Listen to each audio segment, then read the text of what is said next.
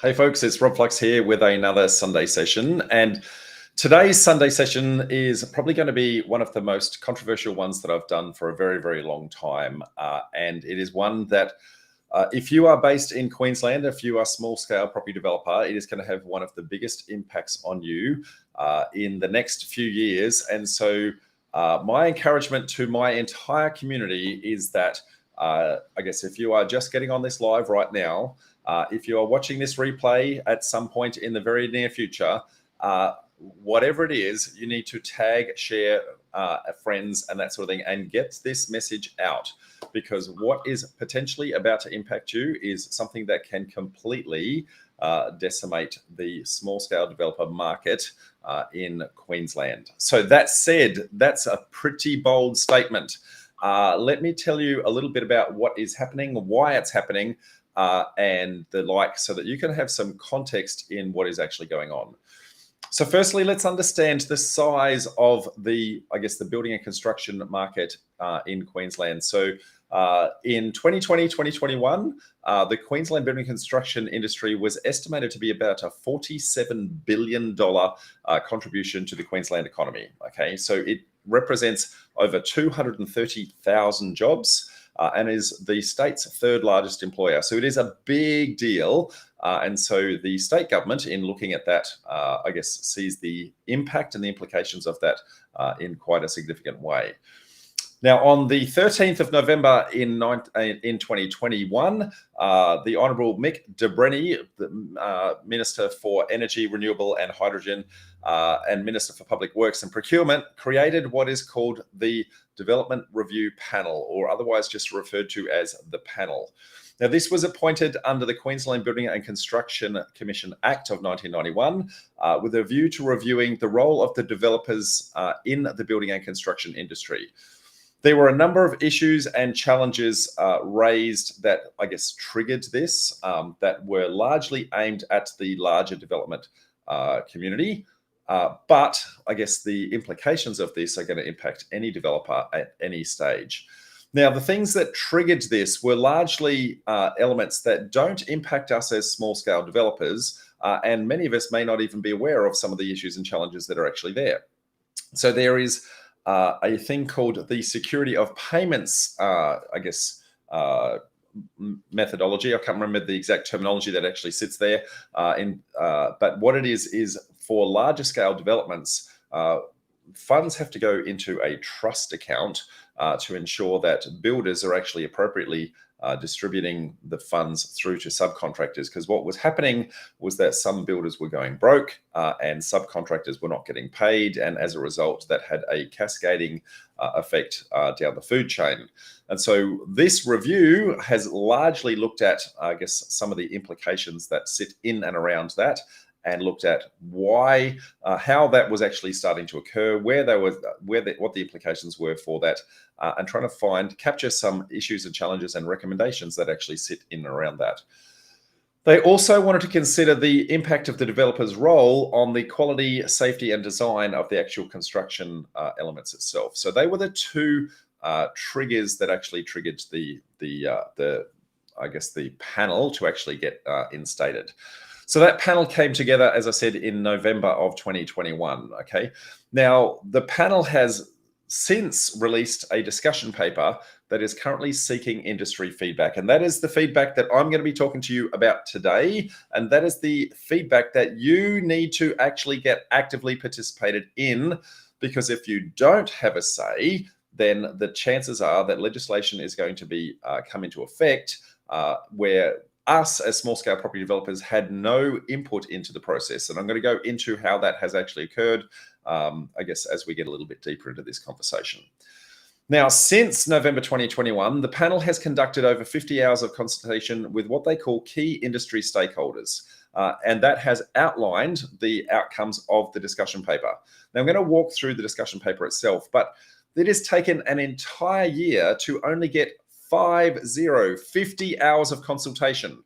Now, the industry consultation, did not involve anyone in the small-scale development community. And that is, a sad reflection of the fact that they don't view small-scale developers as an important contributor into, I guess, the construction industry in Queensland. Now, I have been to multiple presentations by councils in the past where they have given statistical evidence with regards to the number of applications that go into council. And depending upon which council, it is somewhere between 80 and 90% of all development applications are small scale, that is 6-pack and below type development applications, which is you guys as an industry. And yet this entire discussion paper has completely ignored getting your feedback.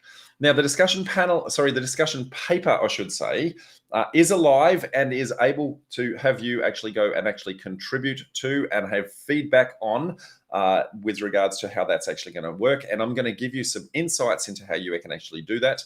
Plus, on top of that, tomorrow, that is Monday, we are going to be putting together a survey that is actually going to allow you to capture your issues, your feedback, and that sort of thing. I'm going to try and do everything that I can to capture the comments that we've actually got in this particular, Sunday session, and put that through so that you can easily contribute into that discussion paper and have your say and have your voice heard. Okay, that is super, super critical. So please, please, please, as I said, this is a message that needs to go far and wide. Now, while it is only Queensland right now, the implications of this have the potential ramification for other states to take on these recommendations and try to implement them there as well.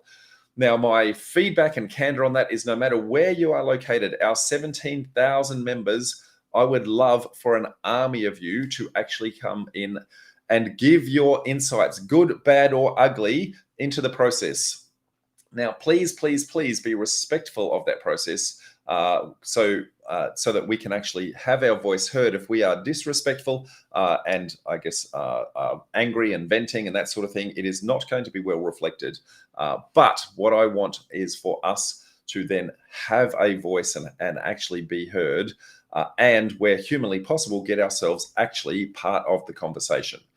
Now, the panel was actually put together to put this discussion paper together. There are actually 3 members of the panel, Alison Quinn, who's the chairman, Gina Patrick, and also John Payne, my mistake, all of which have a wide gamut of, a minimum of 25 years expertise. And I'm confident in saying that they are very competent and capable people, but they've largely been exposed to the large sector, the large construction sector, and not us as small-scale developers. And so I suspect, without actually being inside their head, I suspect that we have just been out of sight, out of mind. And so what I want to try and do is get our voice heard. Okay. Now, that said, what did the panel do? They actually had a terms of reference with regards to what it is that they were actually trying to achieve.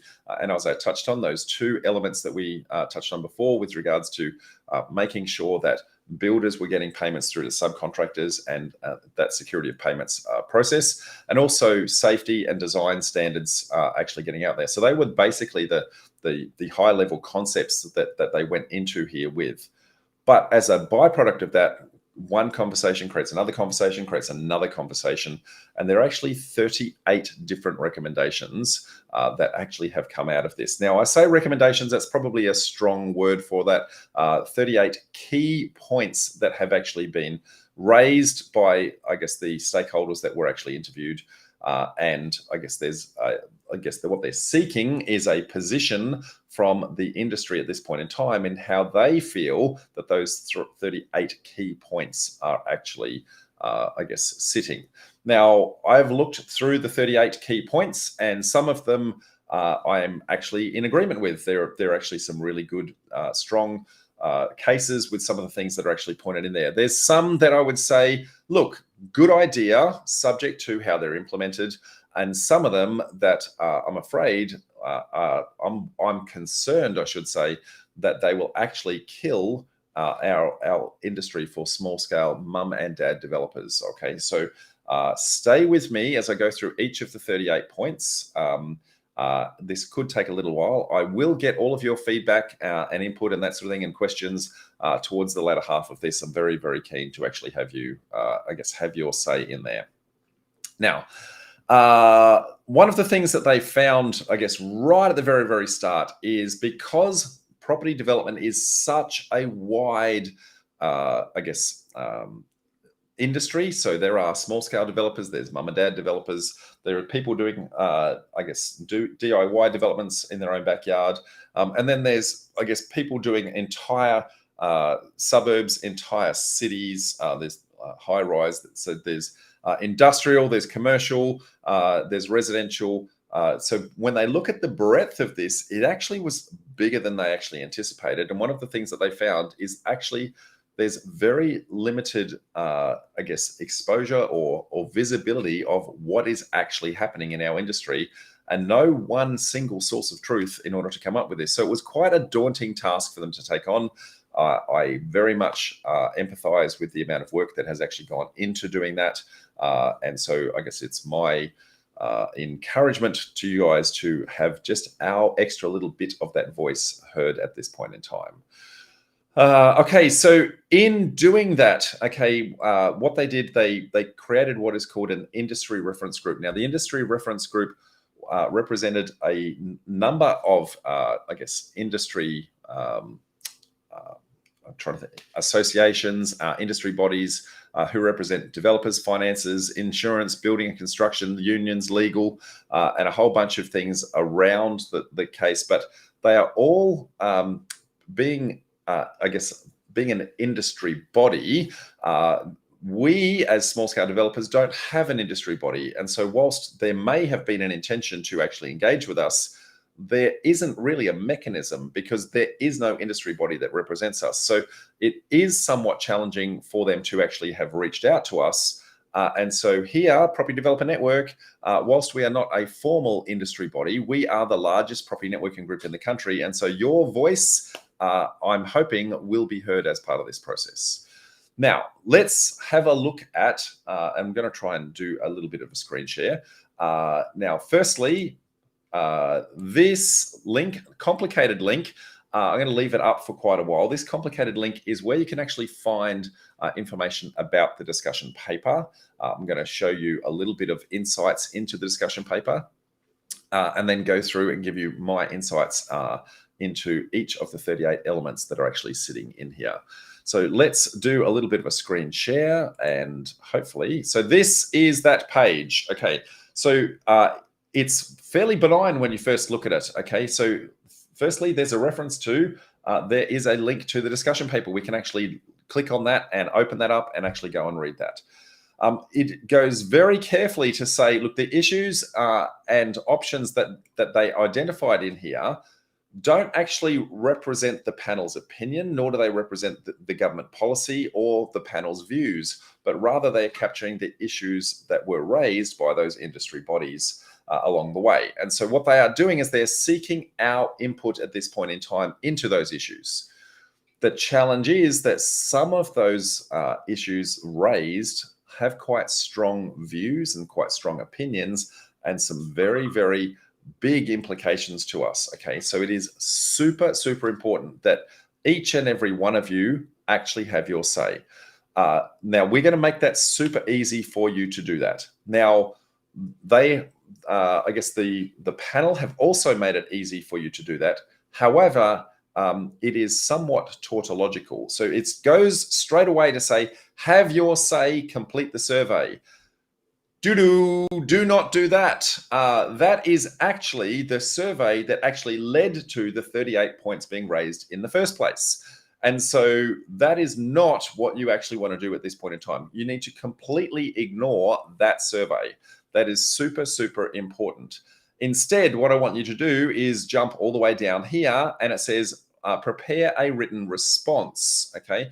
Now, preparing a written response, you can email through to developer review, or you can post it to the address that is actually sitting in there. Now, before you do that, submissions are due. See if I can find it on the page. Submissions are reviewed. So closing submissions by the 5 p.m. Friday, the 16th of December. So you have some time to actually formulate your thoughts and that sort of thing. But my encouragement to you is to get on the front foot and do it now while it's front of mind. Okay. Now, as I said, tomorrow we are going to launch a survey that captures the key elements that I believe are the critical ones that us as small scale developers are impacted by. And so rather than you having to put a response to all 38 elements, I'm going to try and help you to say, look, these are the ones where I think the big impacts are. I'm going to give you some insights into what they are, might even give you some language that you might be able to use yourself, or at least give you some insights into what it is that you could do to actually contribute through. So if you do both, if you, I guess, submit our submission, and if you also send through for yourself, that is going to go a long way towards where you want to go. Now, right here is the list. This is the industry reference group that that you can see: the Australian Institute of Building Surveyors, Australian Institute of Architects, the Housing Industry Association, Industry Council, Insurance Council of Australia, Local Government Association, Master Builders, and all of these are fantastic, reputable, and big players in the construction industry. And so it is fair and appropriate that every single one of them actually had their voice heard in and issues and challenges. But where is us? And as I've touched on before, we don't have an industry association. And so there was no mechanism to enable the panel to actually reach out to us. So again, this is your chance to actually change that.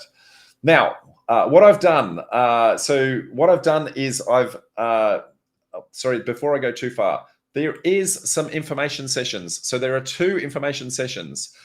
So they only go for an hour. Now, I've actually been on one of these that were actually part of one of the industry associations just the other day. So I know what they're actually going to say in there. So I'm not going to steal their thunder. I think it's important that you actually get it from the horse's mouth. But there are 2 I guess, opportunities to actually get in there. So Wednesday, the 30th of November, and Thursday, the 1st of December, both of those are after hours. So should create an opportunity for most of you to actually be able to participate in it. Please, please, please register and actually attend those sessions so you can actually hear for yourself and not just my version of the truth as to the implications that are actually sitting behind there. Again, right now, while I am live, can you please tag any friend that you think is going to be, impacted by this? Share this. This is the message of the year. I need this message out there, okay? Now, let's have a look at some key points that I've actually got here. One of the things that they did in actually going through the process is they identified that there are actually 9 key issues that they wanted, that they actually dived really deep into. So there were general issues that affected all stages of the development cycle. There were finance issues. There were business and structuring issues. There were pre-construction design and tendering issues, contracting issues, construction issues, completion issues, adjudication, dispute resolutions, and sales and handovers. So they were quite thorough in looking at the entire end-to-end process to see what was actually happening here. Now, in going through this, the discussion paper, I've just taken little snippets of the discussion paper here for ease of review. What they've identified is that some of the issues and challenges actually impact multiple areas. So, for example, there might be some areas that are in the business and structuring, which might also be in the finance, for example, or in the contracting area that might also have implications in the construction area. So there are some of the recommendations that cross multiple of these areas. So when you read the discussion paper, it will flesh that out in a lot more detail, give you a lot of the background. It is quite a significant document. There is 69 pages in that. So, it's very worthy of a read. It takes about an hour to go through. It's not that onerous, to be brutally honest, but you need to actually be patient in actually going through the process and actually looking at it. Now, as I touched on before, because of the amorphous size of the construction industry, being able to determine what is development or who is a developer was actually quite tricky. So is it a major player who's building entire cities and subdivisions, suburbs and that sort of thing? Or is it mum and dad who's creating a 1 into 2 subdivision or doing a splitter block? Now, so because of that, it was quite large. And so what they did is they actually had a look at this little Venn diagram and they went, well, it has to be at the intersection of all of these to be determined what is called development activity. And so that included all sorts of things, including government construction projects, private industry, manufacturing, land banking subdivisions, a whole bunch more. Okay, so it's in that little Venn diagram, and there's a little bit of insights here into you firstly need to have been causing construction. Now, they're not saying what construction is. Is that constructing of a sewer line? Is that construction of a road network? Those sorts of things. Was it construction of a dwelling or some sort of thing like that? That's not defined in here. It infers that it's actually construction of a dwelling, but at the same time, it's a little bit vague in that. So would a subdivision, for example, be excluded? I don't know. It's not really clear. Okay. But the primary purpose is to improve the value of the property for commercial and financial benefit. And I guess whether it doesn't matter what entity that you're actually doing it in, that's the key. Now, that said, I guess one of the findings that they actually found is that, across that entire spectrum, so when we actually look at all the, the end-to-end process, what they found was a common theme that said, look, no matter which industry expert we're actually dealing with, whether it's the builder, whether it's the financier, whatever it is along the way, the developer, being the owner of the entire project, sets the scene for everything. And so what they've identified or highlighted is the fact that, look, developer and developer behavior can influence how other people behave and respond as well. And it's because of that what they're trying to do is to say, look, some developers have been rogue, they've been inappropriate, they've done things that are not necessarily kosher, and I guess other people have actually been impacted. So builders have gone broke.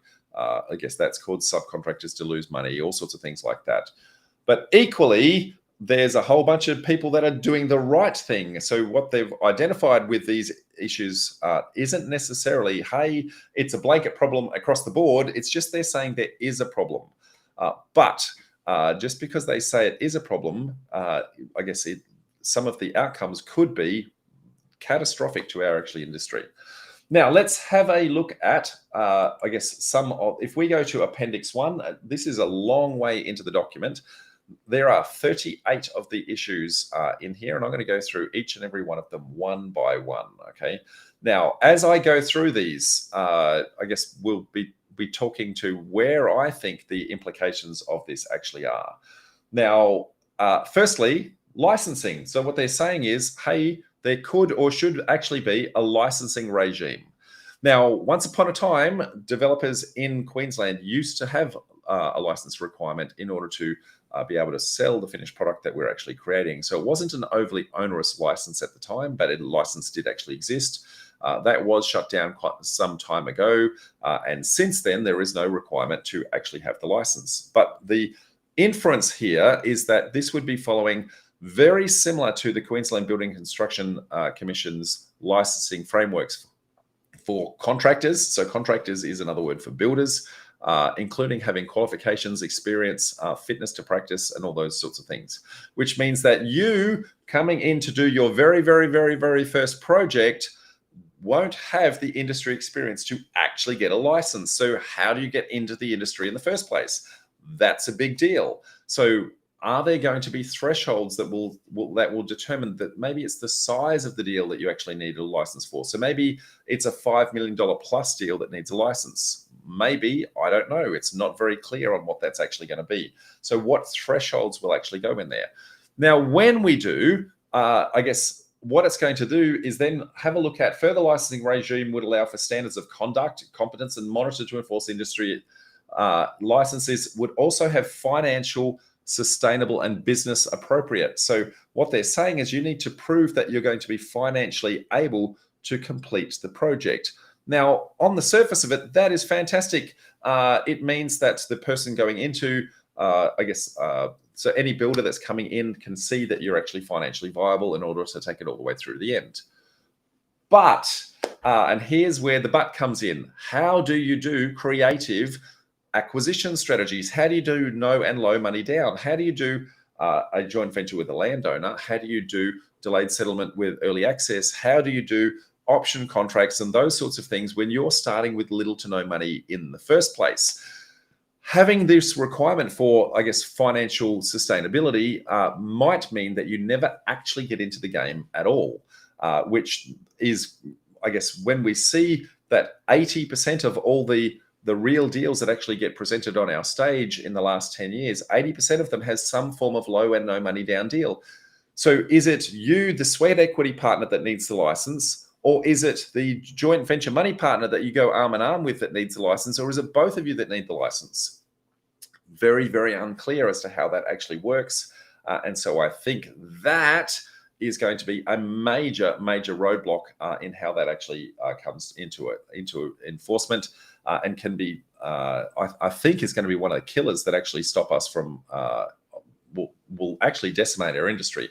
That I need you guys to be yelling and screaming from the hilltops to say, if that's the case, there needs to be a threshold that is way up there that allows us to start our development journey, get ourselves on the board, get some runs before we start to, I guess, creep up to those bigger projects where, I guess, the implications are much bigger also. It's also what they're talking about is, I guess, being part of the property developer's history. So again, project number one, how do you demonstrate history when you've never actually done this before? Now, if we're following QBCC licensing regimes, what they want you to have worked, if we're talking about a builder's license, and if they're going to follow the same kind of framework, which is what they're proposing, now you need to actually have been a tradie, for at least 4 years and been supervised by a builder that is prepared to sign you off. So it's not just, hey, do a deal or two, but actually have somebody sit over the top of you and actually sign you off in order to do that. Now, that could take a very long time in order for you to actually get there. That could be very, very problematic, because how many developers want to have, I guess, somebody that they're actually signing off that is actually going to become their competition? They won't want to. It's actually a really, I guess, nasty impact to what it is that we're actually trying to do. So point number one out of the 38 could kill our industry all by itself. Plus, there are 37 more that we're actually going to go into. Now, industry standards, having an industry code of conduct, code of practice, this is one that I'm actually okay with. For me, I guess if we're going to be doing this, we should have an industry code of practice. That is important. But I think it should be something that I guess has already written by the the relevant industry bodies. Again, we don't have an industry body, so who writes that for us? Is that the government that actually writes that industry standard and that code of conduct? I think it's a good idea, but it's going to be very hard to implement and hard to enforce in our scheme. The next one, a developer ranking system. So you may already have the license, but now you're actually going to get almost like a star rating. Now, what they're referring to here is New South Wales have recently implemented something called iCert. Okay, this iCert ranking system is in New South Wales now, and I guess it's managed by a ratings agency called Equifax, who also do your credit reference checks and all sorts of things like that. So it's basically giving you, a 5-star rating as to your ability to actually run projects. Now, the concept has merit, but the execution of that is very, very hard. And how do you get on the board when you've never actually done anything in the first place? How do you get on the board when, I guess, for asset protection and tax minimization issues and those sorts of things, you're going to be creating an entity, running a project, shutting that down, and then closing that off? That one is the one that got the rating. That one's the one that got the license. Then you're going to shut that down in order to go again. It doesn't really lend itself to being able to do that very easily, efficiently, or effectively in order to stay, up and running. So then it's going to mean, hey, there's going to be development holding companies and things like that, which might actually have the license, and your individual projects for asset protection reasons might be, a sub-licensee of that, as an example. Now, disclosure arrangements. Now, again, good in principle from, what they're actually trying to do. What they're trying to say here is the builder, or what they're calling, I guess, the head contractor, the builder needs to be able to do due diligence on us as a developer to see, look, what assets do we actually own? If we are going to go ahead with the finance in order to do a construction, they want to make sure that we are fit and proper people to actually do this. Now, I understand the concept behind it. However, I think that this is a redundant issue or challenge, because if we're getting finance to actually get the project funded in the first place, the financier has already gone through this. And because the financier has already gone through this, why don't we just disclose the financier's findings straight through and just be open book about that, to say, yes, this financier has approved it under these circumstances for these reasons. Nice, simple, easy concept to do. I don't think it needs to go any deeper than that. Again, what it does in order to do this by having these disclosure statements and that sort of thing, what it means is that as you go in and out of projects and as your financial circumstances actually change, you might find that, look, you've got money partners that are actually coming in and topping up your funds. The financier is happy to recognize that, but you yourself as the developer, they're going to say, no, you don't have the asset. So that means it can actually be quite problematic. You've proven yourself as being financially viable to the financier. The financier is going to be the one who actually takes the construction all the way through to the end. So I think that that's something that you guys, I guess it could potentially cause problems if you don't do that. Now, the next one, expand the project trust accounts. Now, expand the project trust accounts. This is something that is part of the security of payments mechanism that applies to the much bigger developers that are actually out there. So let me firstly explain what this is. So because of the fact that some builders were going broke and the subcontractors were not getting paid, what they said is that for those larger projects, and don't quote me on the size that actually triggers this at the moment, but for those larger projects, there needs to be an individual trust account created for each project. Okay, and so the funds are put into that trust account, and then I guess through a mechanism that says, look, here's the invoice, here's proof that the funds are there. Hey, I approve that, and it actually goes through. The money can't be misappropriated and used for other purposes. Okay, which means that if a builder has stretched themselves too thin on one project, they can't take money out of one funding account and pay it into another. Really good concept in principle, okay? I absolutely get that. But what it means is there are silos of cash for one project and silos of cash for the next project, and you might be super cashed up in one project and not cashed up in the other, just from a cash flow perspective. And so what it means is that one project might stall because of that. Now, I get the concept, and I'm completely on board and endorse the concept. But what they're wanting to do is they're wanting to expand this to say much, much smaller projects, and to also include the developers in that process, not just the builder. So the developer needs to put all their funds into the trust account in the first place, so that we could then pay our town planner, our civil engineer, all of those sorts of things along the way.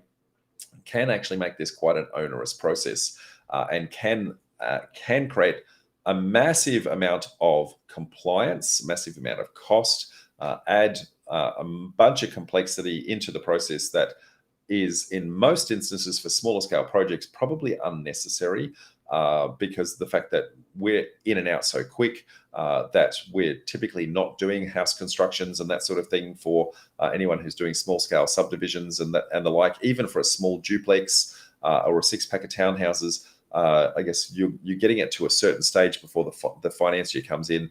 The financier, once you're at the point of construction, then I understand it. But if it comes all the way through to the point of acquisition, then it gets really, really, really messy. Okay, so watch this space. Education. Now, this one I 1000% fully endorse. This is a cracking idea. If, and I say if it's appropriately endorsed and signed off, and the right kind of education is actually applied. Now, full disclosure, folks, I run a 12-month education and mentoring program. And so this would obviously help me if my program was one that was actually endorsed officially through the process. But I think it's a great idea, because there is lots of education out there that is I guess, highly motivational, but not necessarily hands-on in how to. The question isn't, should there be education? The question is, what should the education be on? And you can see here that the education isn't really on how to actually do development, which is crazy. You want developers to be educated on development, but what they're saying is, hey, we want to educate you on various business structures and how the operations of businesses run and special purpose vehicles. Now, all of that is super great, super fantastic. But what it does mean is you're not actually getting any insights into the running of the process. And so you might get a license and you might be endorsed in order to do this, but it doesn't mean that you're actually a developer. What it does mean is it stops people, I guess, just randomly going, hey, I think I want to be a developer, no education at all, and going out and just having a crack at something and getting themselves into a whole bunch of financial distress. So I understand, I'm actually on board with that, and I endorse it. The question is, and where my real concerns are, is it says that it's going to be leveraging industry associations to provide the professional development. Again, there is no industry association that represents small-scale developers. So who is that? How do we have a level of framework that is appropriate and is endorsed and does the right thing, but I guess represents our community and the needs of our community, given that we are not doing those massive deals? Okay. Now, the next one, tendering standards. If you are going out and tendering for the construction of a building, there's a couple of elements to that. So you'll see there is tendering standards and promote alternatives to hard tendering, okay? And then there's a third one, which is cooling off periods. Now, all three of these are actually tied together. What they found is that a number of builders are getting tenders to actually respond for doing the construction side of things. And the timelines to do those tenders are very, very short, very compressed. The builder is under a lot of pressure to get those tenders very, very accurate in a very short period of time with very limited information. And because of that, what they're saying is that the builder sometimes overlooks things because it wasn't fully disclosed. So all of this is a fantastic concept, okay? So having standard tendering standard documents to say, okay, this is how you're going to declare I guess the scope of the works, the quality and standards that you're actually going to do. What are the fixtures and fittings? I guess all of those sort of outcomes. If that could be standardized, that is fantastic. But how do you do that across many kinds of construction? How do you do that for a 1:2 subdivision versus a duplex versus a 6-pack versus a 200 apartment complex versus an entire suburb? How do you do that and have standard tendering documents? I think whilst the concept is there, the execution is going to be near on impossible in order to do. The next part is the hard tendering process. So hard tendering means where, look, the design, the DA has been approved, but there's actually no engineering level details actually on those documents. So that is actually handed over to the builder on what they call a design and construct. So design and construct means that the builder is actually going to do all the engineering level details. And again, the builder's trying to quote on what he thinks is going to be the design process and what he thinks is going to be the engineered design at the end, but the engineered design hasn't actually happened yet. So he's trying to quote on a construct for a design that's not yet complete to an engineering standard that is completely unknown. And that makes it very, very tricky to actually do. So what they're saying is, hey, maybe we should actually limit what this is. So maybe the design element should actually go out to tender, get the design right, then go back a second time and actually do the construct tender, okay? Work with the parties to actually go through that process a little bit better and actually make that work. Again, all very good concepts, really good from a intent perspective. I'm very much on board with, I guess, how that mechanism works, assuming that that builder ends up building his own design. Because what you might find is the next builder says, hey, I don't like that design. I don't want to do that design. So that's where it gets very murky. And so maybe there's I guess a mechanism that says, look, our intention is to take it all the way through to the end. There's a toll gate period that says, hey, you've won the design and construct tender process, But there's a toll gate that says at the end of the design process, we're going to do a sanity check, make sure that there are no variations in what we assumed, and then kick on. Maybe that's the outcome. Again, part of that, number 9, cooling off periods. So anyone who's responded to a tender, it is effectively a quote, and quotes are legally binding. And so what they're saying is, hey, sometimes we're going to find out that, I guess, we went with limited information and we made an assumption that isn't quite factually correct. And so that cooling off period allows the tenderer to withdraw from the process. And I think that's, again, very good mechanism. Improving documentation. So this is clearly making sure that the standards of everything is actually to the National Construction Code, and where there are variations, that those variations are formally documented in a much better, I guess, workflow, so that everybody knows what version of what document is being created at what point in time. So that is from quantity surveyors to builders to building certifiers to the person actually doing the work, who might be the sparky or the plumber or whatever. So making sure that everyone's got the appropriate documentation up to date in fair time. Okay. Expand the fairness in contracting laws. So there are currently some legislation in place that developers are currently not obliged to actually comply with, or we're not automatically actually included. So fairness in contracting laws. What it is standardizing on some terminology that I think this is a very good idea. I don't have any issues or challenges in this at all, but it's saying what is a mandatory, I guess, element of a contract, what is a prohibited contract term, so you can't do certain things that are going to unfairly impact on somebody else. Okay, that's super important. Contemporary standard contracts. Now, this is a fantastic idea. Right now, though, there are many standard documents. So HIA has a standard building contract. The Master Builders has a standard building contract. There's an Australian standard building contract. The Architects Association has a standard contract. There's a couple of different Australian standards. And so what is a standard contract? And so if we all have the same version of the standard contract, I think that's a fantastic idea.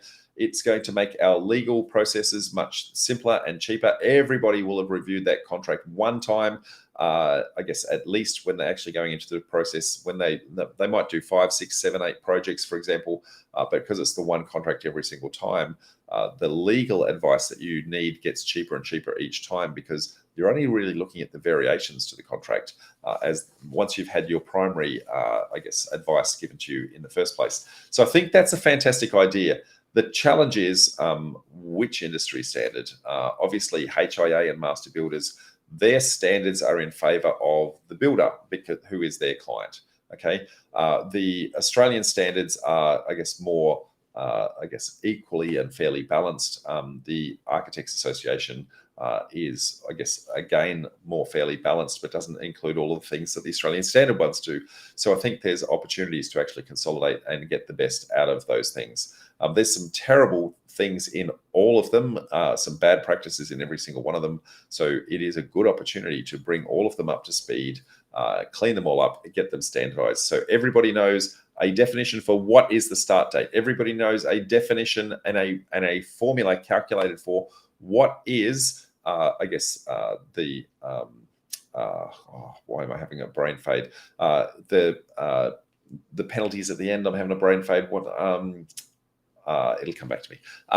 So what is definition of rain? You know, rain, when the earth is exposed and everything turns to mud and quagmire, has a much bigger impact than the same amount of rain when the roof is on a building, for example. So how do we define, is that a rain gauge kept on site? Is that local Bureau of Meteorology? What if the local Bureau of Meteorology is too far away and might not actually pick up rain on site? All sorts of things like that. So what are those definitions? They are not standard anywhere. So improve transparency in amendments. So if we have a standard contract and somebody amends the contract, it needs to be fully disclosed and declared. That's a fantastic idea. Absolutely do that. That's, why aren't we doing that now? Streamlined responses. Now, this is, the headline is very different to what the letter of what it says actually is. The ability for head contractors, i.e. builders, to suspend construction work very, very quickly and streamlined.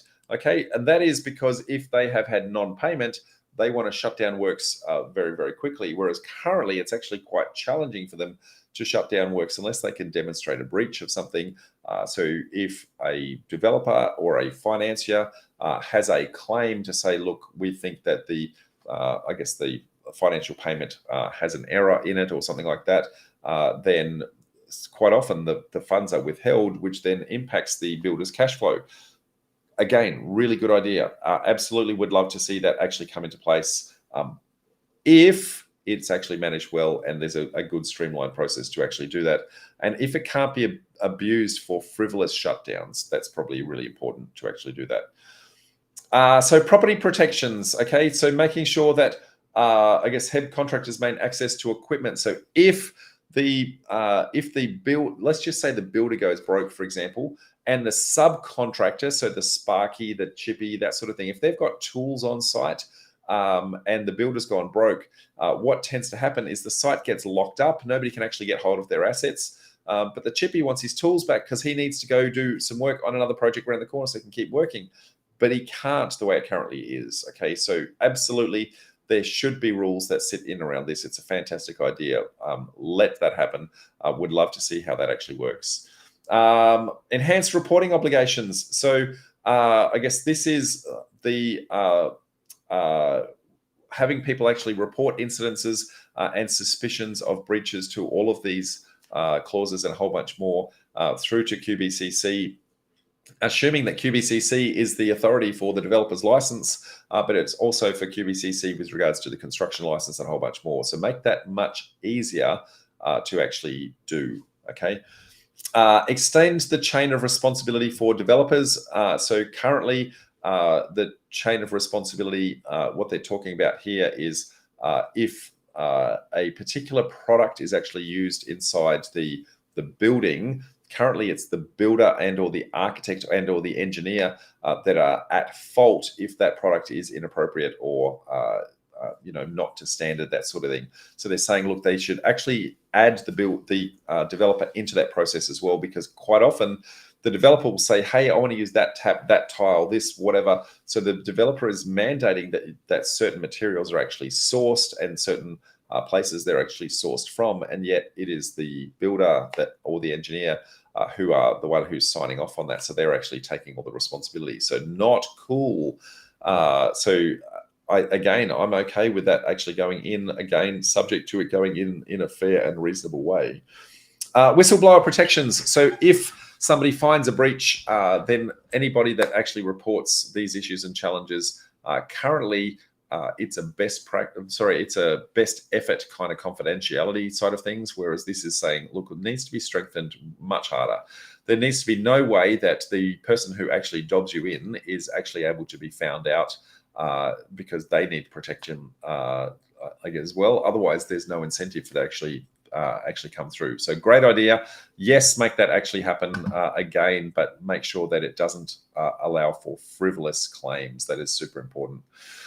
Extend the chain of responsibility to certifiers. So similar to number 17 above, it's adding that responsibility through to certifiers who are actually signing off on the fact that things are actually to standard, and if the certifier says yes, it's to standard, then the certifier is, I guess, the one that is ultimately responsible for saying, well, did it meet the brief? Okay, so that's the key. So the builder will build it to what they believe to be the standard, and the certifier is the one who signs it off. So who's actually responsible? So it's extending that chain of command in order to do that. Superintendents. Now, there's a whole bunch of licensing requirements already in place for superintendents in order to, review projects on behalf of a developer. They are the intermediary between the developer and the builder. They need to be acting independently, and they need to be seen to be acting fair and reasonable manner. So this is kind of tightening that up a little bit, making sure that that's much clearer in how that's going to be, putting a code of conduct in and around that. Again, fantastic idea. No issue or challenge in sitting around that.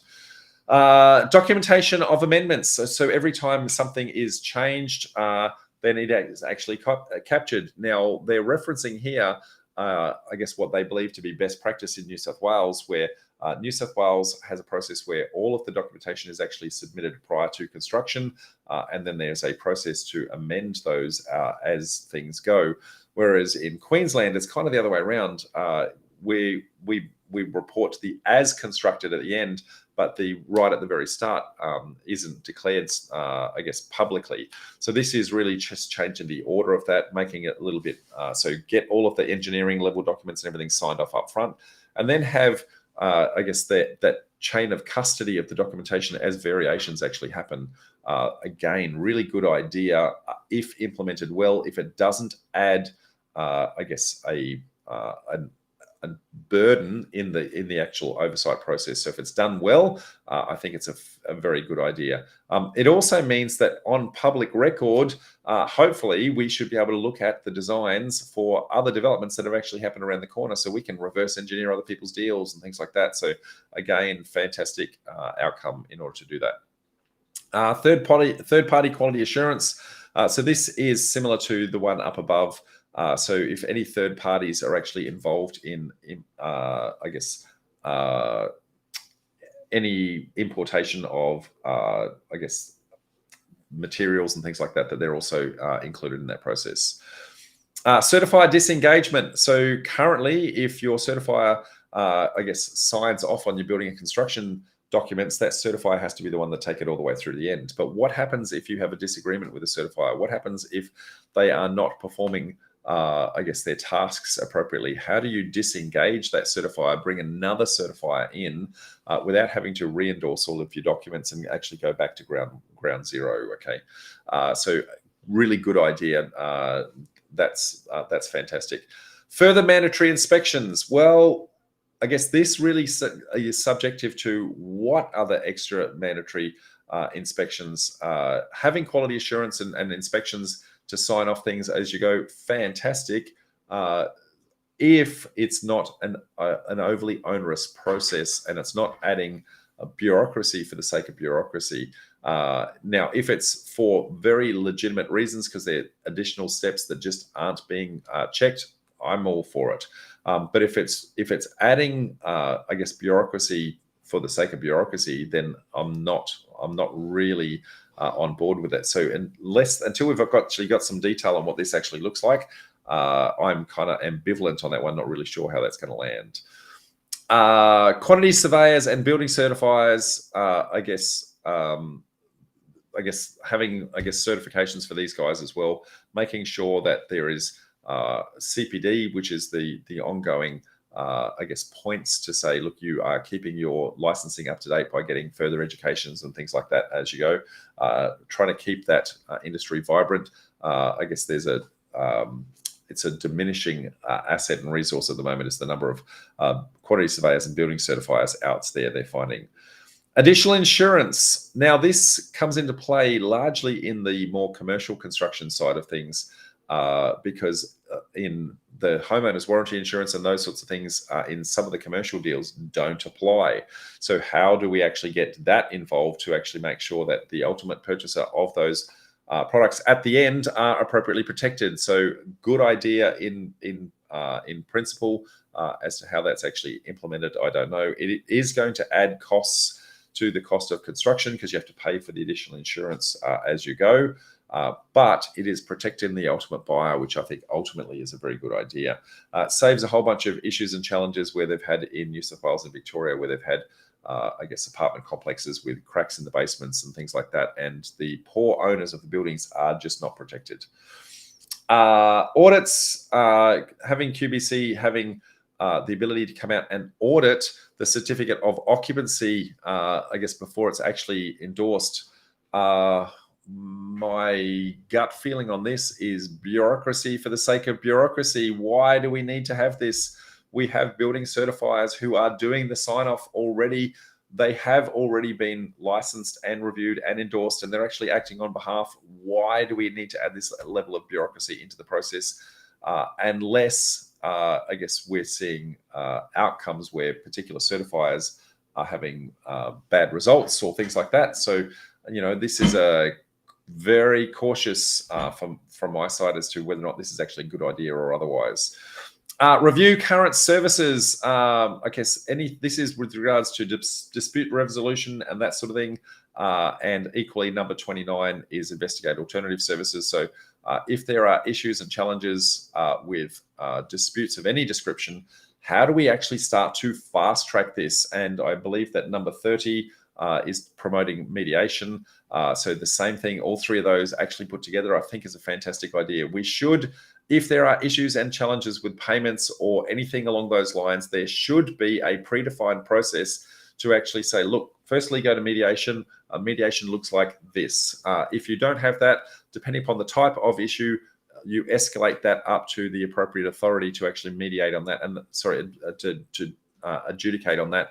And there needs to be a very short timeline, very compressed timeline, very efficient and effective. What we don't want is long and protracted cases where we have to take them to QCAT.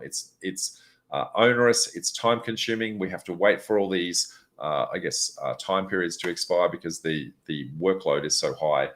So I think this is a good idea if implemented well. Okay, additional protections similar to workplace laws, protecting, occupational health and safety rights and those sorts of things, making sure that that is compliant. This is a great idea. No issues or challenges with any of that at all. Now, promote security of payments in domestic contracts. Security payments is the one I talked about before, which is the trust account authorities. Okay, so being able to put trust accounts in place, so the money goes into the trust account, and then any funds within that project are contained within that project, and so the builder can only pull money out of it in order to pay his subcontractors when that subcontractor gives him an invoice for that particular project. It's a great idea in principle, but oh boy, is there a lot of, bureaucracy that sits behind it. It adds a lot of red tape. It slows things down. It makes things very, very complicated. So if they can streamline that process, it is great. The question is it just for, a house, a townhouse, duplex, that sort of thing? Or is it for the entire development process from start to finish? Is it going to be the town planner, the civil engineer, the architect, etc.? That's where it gets a little bit murky. And so where they cap that is a little bit challenging. But at the moment, what I hear on the grapevine is that, look, it works, but boy, is it clunky. And so if it's going to be like that, it just creates a drag for everyone. Line of sight to contractors. This ensures that the head contractor and subcontractors, if they've worked, I'm trying to remember what this one is now. Sorry, let me reread this. It's about having making sure that the ultimate purchaser, who is purchasing the finished product, making sure that they actually know who was the builder of that product. So were they a reputable builder? Do they have marks against their name? In the sales document, when you're selling off the plan or as a finished product, that the purchaser actually knows that a quality builder actually did the work.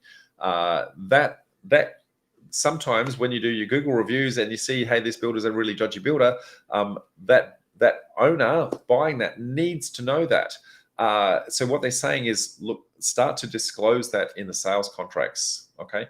Next one, documentation at handover. So documentation at handover. So what about things like the warranty information on, the dishwasher and the appliances and things like that?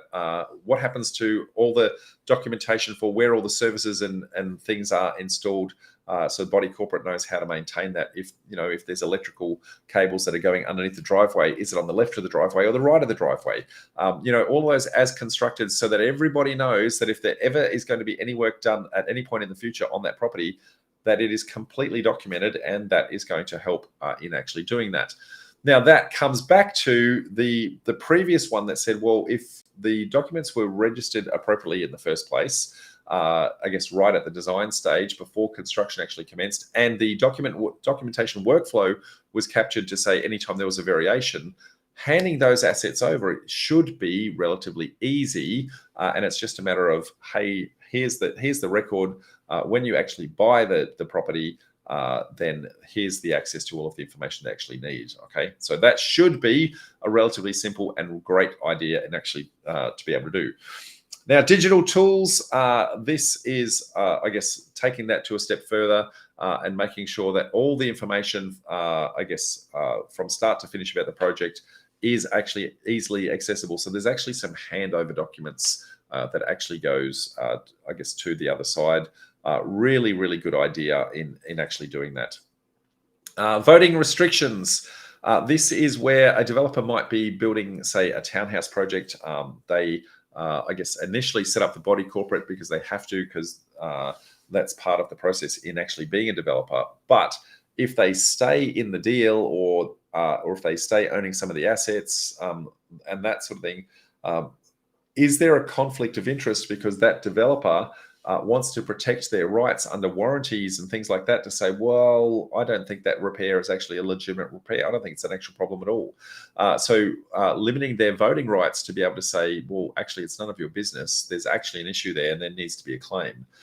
So I think that's a good thing, I guess, again, subject to how that's actually implemented. Okay, so I'm not overly worried about that in and of its own right. So addressing conflicts of interest, wherever there's a conflict of interest in any circumstances, especially between the body corporate and the developer, how is that actually addressed? And again, enhanced disclosure and budget projections. All of those super important. Again, those three, 36, 37, and 38 are all tied together. So great idea. That's kind of the 38, folks. So you've seen or heard my opinion on that. Let me just recap for anyone who was not here. So if you follow the link that we've got, down below, in order to see the discussion paper, this is where it's actually going to take you, the Building and Construction Developer Review Panel. You have to have submissions in by the 16th of December. You have a very limited time to comment on any or all of those 38 issues that I have actually raised. There's a link to the discussion paper so you can actually see those in detail, understand how they were actually formulated, etc. There is an opportunity here to have your say. Do not do this one. This was what created those 38 things in the first place. It is too late. Those 38 are already out. The discussion paper is already there. That is not what you need to do. What you need to do is go to one of these information sessions, understand this in a little bit more detail over and above what I've just spoken about today, and then prepare a written response. So this is what you need to do. This written response goes to this email address here, developerreview@epw.qld.gov.au, or you can submit it through to, the Developer Review Building Policy Board, etc. Or you can wait until we release tomorrow. We're going to release an ability for you to fast track the key elements that I think are super important to us. And I'm going to make that super easy for you to actually contribute to. I'm going to tell you what my issues and challenges are with those. And you can say, yes, I agree with Rob, or you can actually add your own words, to add to that. How do you actually add to the commentary? Plus, we want to lobby them to say, hey, how does Property Developer Network actually become part of that industry review panel? So how do we become part of this industry reference group, I should say, given that there is no industry association? How do we get them coming and engaging with us en masse to actually hear our opinion? So we're going to help you to do that. Watch out for the emails on that tomorrow as we launch that. And I really, really, really, really need you guys to actually get your, the message out to everyone. If you don't get your message out to everyone, I cannot stress enough that it will be too late. If they mandate that you need a license and you didn't have your say, that's your fault, not mine. Okay, so I need you to actually have your say, because if you don't have your say, then they're going to make decisions on our behalf, irrespective. So that said, what I'm going to do here, I'm going to stop the share. And I'm going to go to Facebook land and see if anybody is actually got any questions for me. So 2 secs while I try to grab that, folks. Sometimes there is a little bit of a lag in me trying to come up with that page. So please hold.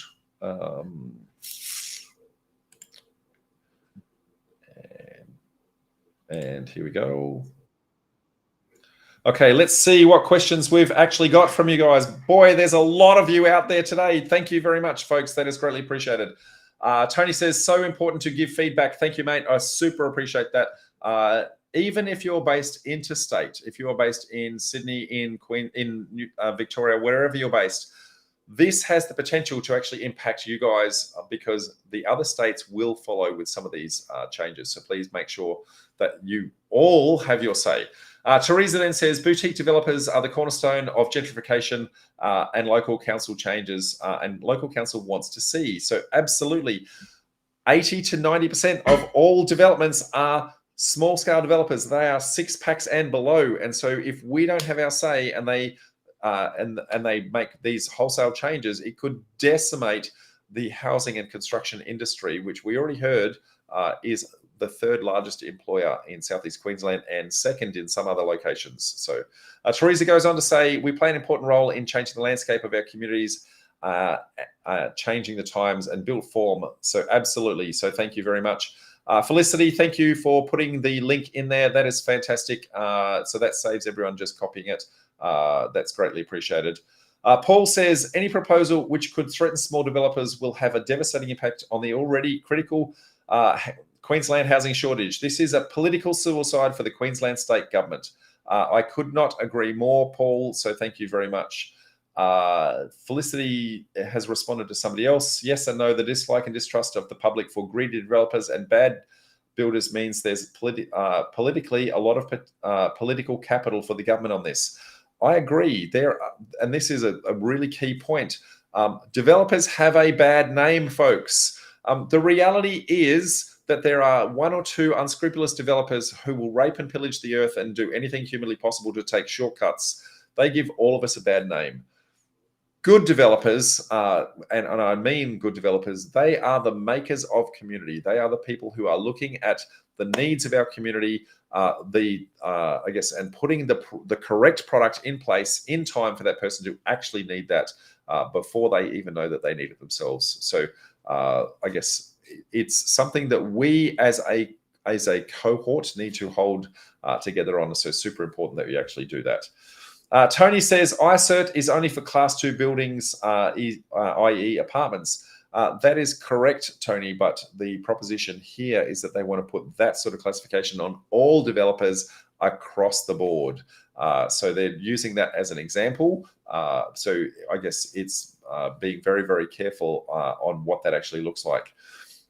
Teresa comes back and says, for point number 4, it's very much a government-style disclosure process. This happens to internal government employees.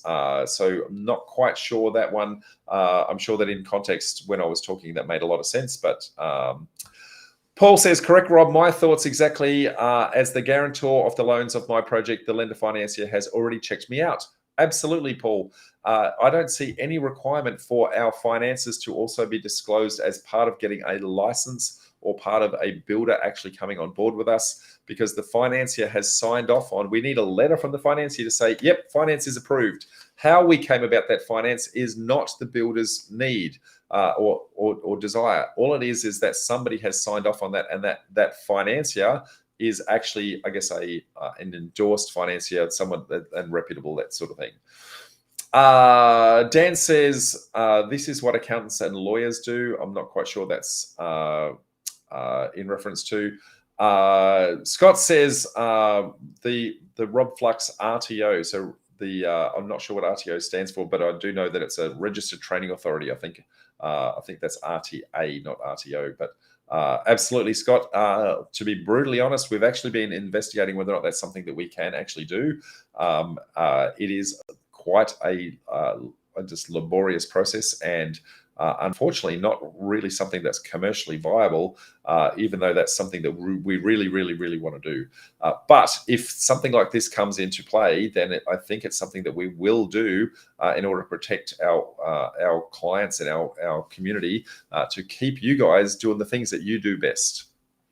Tony says, standard tendering is almost an oxymoron, as we are very often designing bespoke dwellings. I could not agree more, mate. I guess there might be standard tendering for certain industry categories. It might be certain templates. I don't know, but I understand the concept has merit. The execution is where the challenges actually come into play. Tony has come up with the brain fade that I had before. Liquidated damages. Thank you, mate. I don't know why I had that brain fade before. There should be a mathematical formula that says this is how liquidated damages are actually calculated.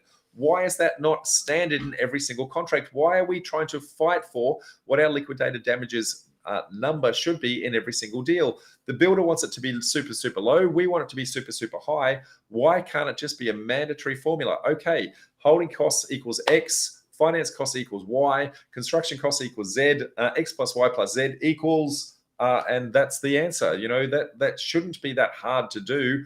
And I guess it means that everybody is very aware of what the implications of that are. Tony then says there was a reason behind the AS 1224 general conditions of contract was written.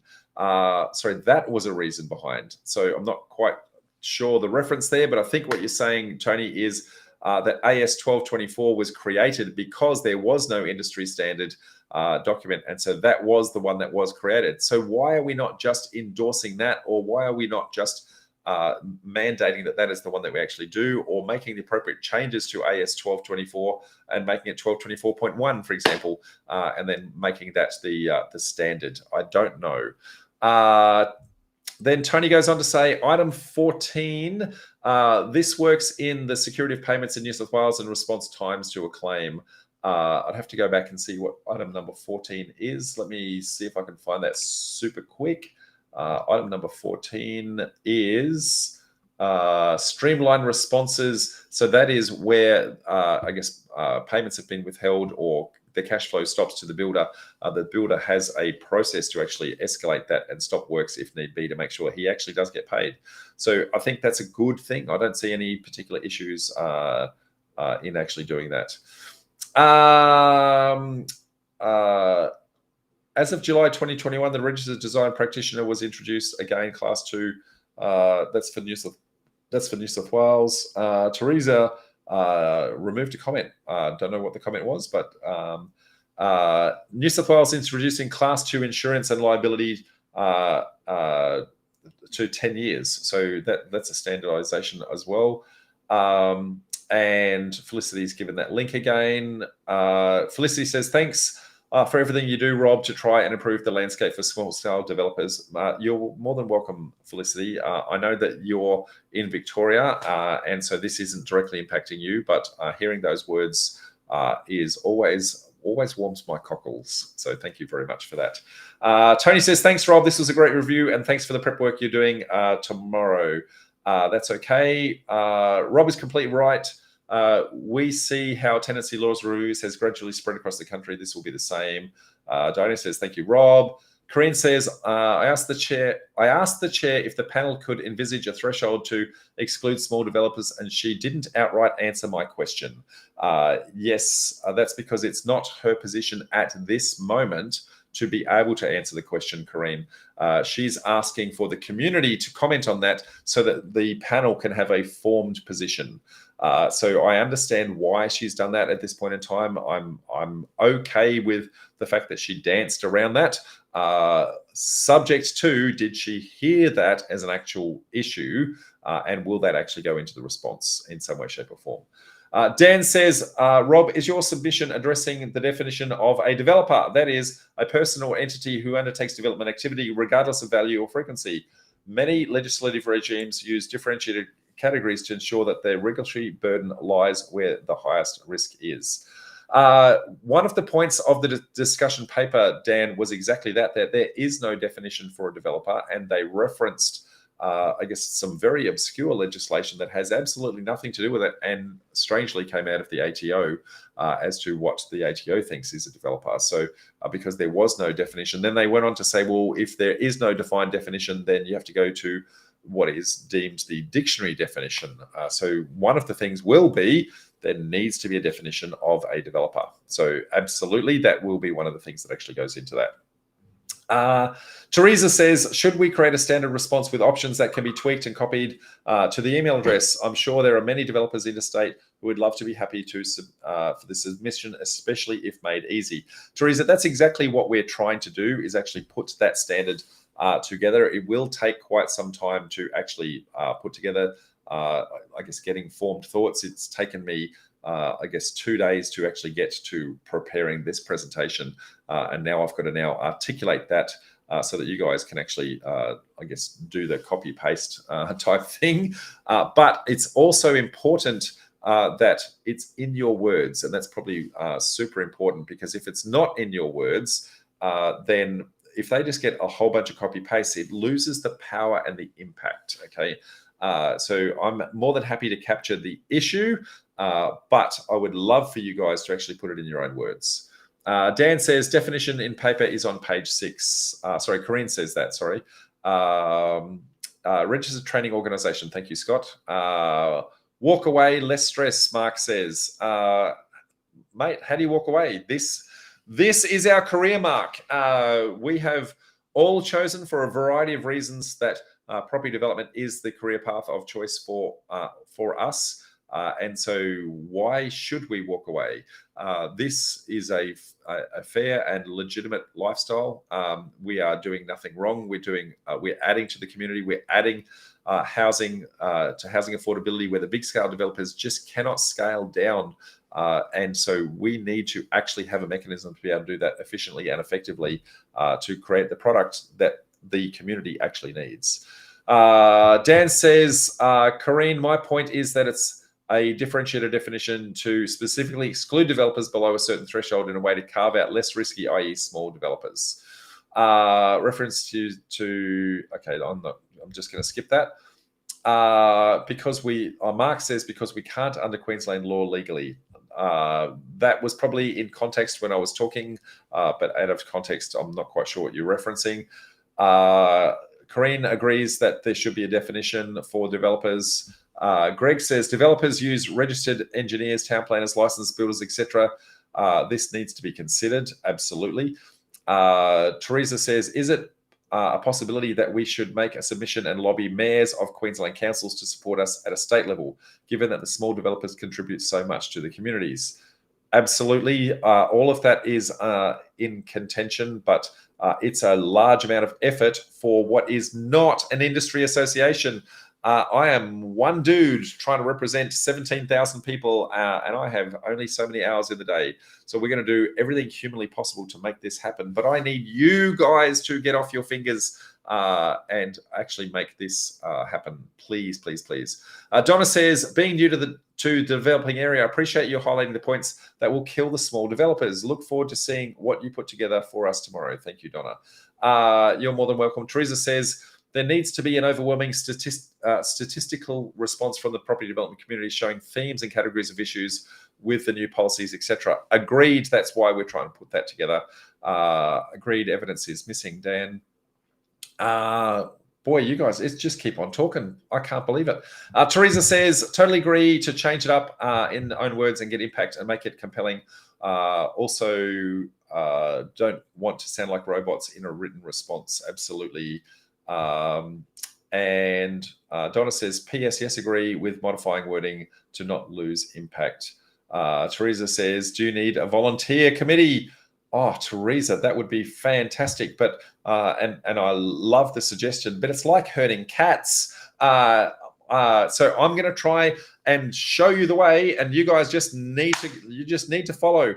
Get the word out, yell, scream from the hilltops. Please, please, please share this.